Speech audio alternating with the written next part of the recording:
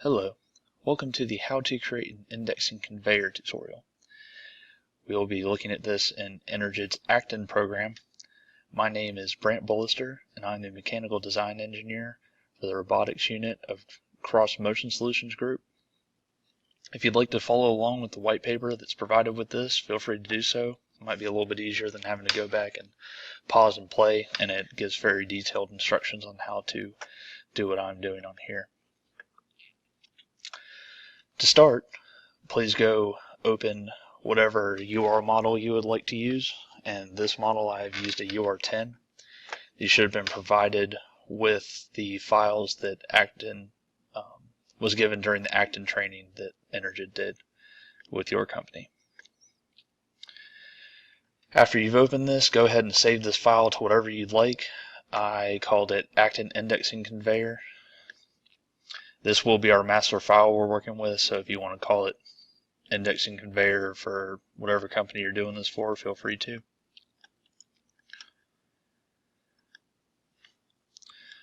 So what we're going to do first is go in and put in all our physical elements.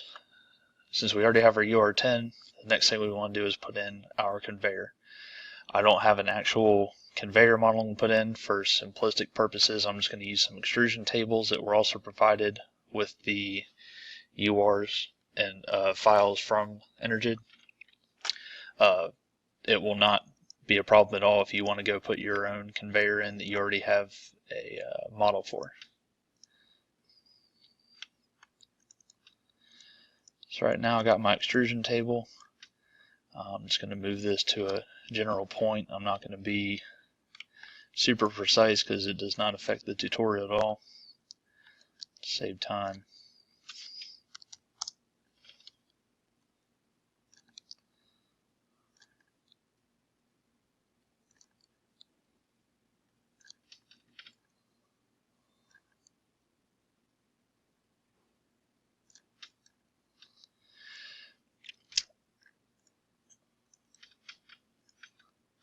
I'm going to make a few of these to make a long string of them.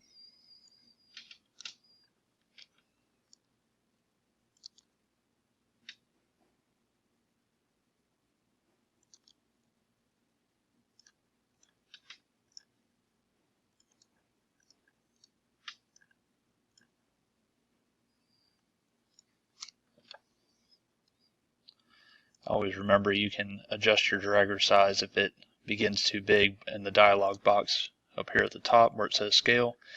That'll adjust the size of your dragger to make it bigger or smaller as you'd need it to be.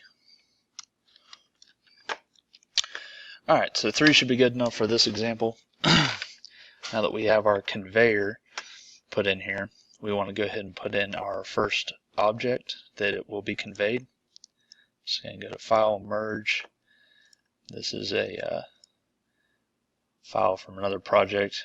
Whenever something's brought in as an STL file, if you haven't figured out yet, it comes in 100 sizes too big. So we're going to scale this down, and there's our actual size. So we're going to move this. We're going to begin by moving this to the beginning point of the conveyor, wherever this item will first be picked up by your conveyor. It's the first place you want to put it.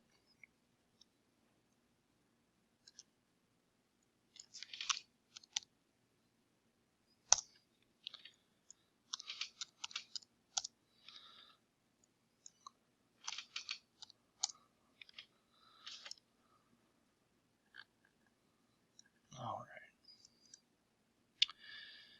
Now we're going to make this a little bit easier to see and not just straight white. To do so, you're going to want to go to Edit, Bounding Volumes and Shapes. Check the box Visible Shapes. Under Manipulator, you want to select the item that you're wanting to change. In this case, mine's called Adapter Plate Center. These are where you're going to change your color under Ambient, Diffuse, and Specular Color. A current bug right now is that when you try to change the diffuse color, the object disappears. Hopefully this Energid has been made aware of this problem. Hopefully they'll change it soon enough. You can still have it show up generally as a color you want, by changing the ambient and specular. It's just the diffuse comes out a little bit weird. Alright, so we got our nice orange part there. Shows up well against the gray. Now we have all of the physical elements that will actually be seen in the conveyor. One more element that we need to put in is the Parker T3D linear rail. This file was also given with the other files as well as the URs and the extrusion tables like I've used. And go and merge Parker T3D linear rail. And this will be hidden in the end, but what this is going to allow us to accomplish is the actual motion of this indexing conveyor.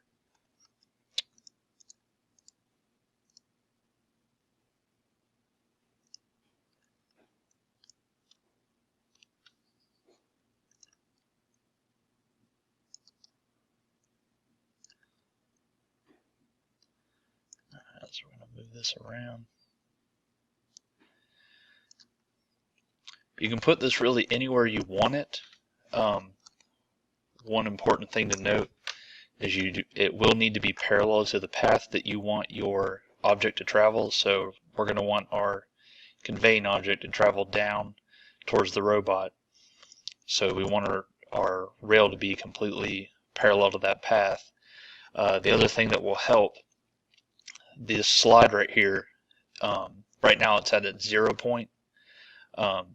In order just to keep a certain standard with things, it helps to have that on the end where you're starting so that you can refer to 0 as your starting point, and as the slide increases, the value of the slide's movement increases, that will refer to moving down your conveyor towards the end.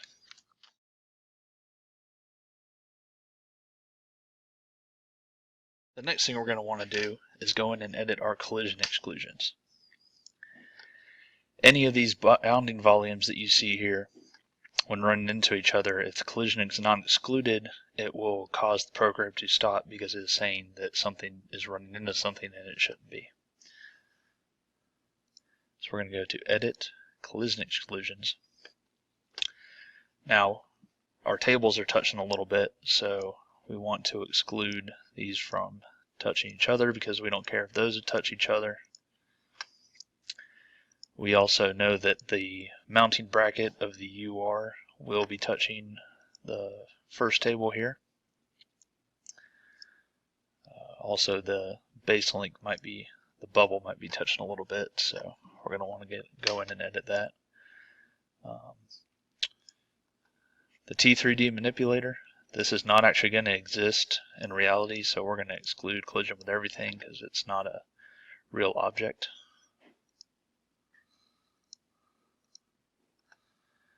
Next, the item that you're wanting to convey will be touching the conveyor, or in this case the tables. So we want to exclude collisions with that, as well as the end of the UR that will be grabbing it.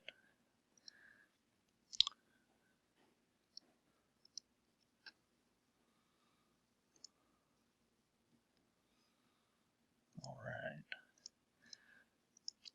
Depending on what sort of models you used, if you brought in a actual conveyor file, has different things sticking out of it, or a larger part that you're wanting to convey, you might need to exclude a few other things. But generally, whatever you don't want it to hit, make sure that you do not exclude those that you're wanting to watch out for, such as when you pick up the part, you want to make sure it's not going to run into the UR. So you only want to exclude things that it's most likely not going to hit, like the actual tool flange itself. It's going to touch, but you're not worried about running into that.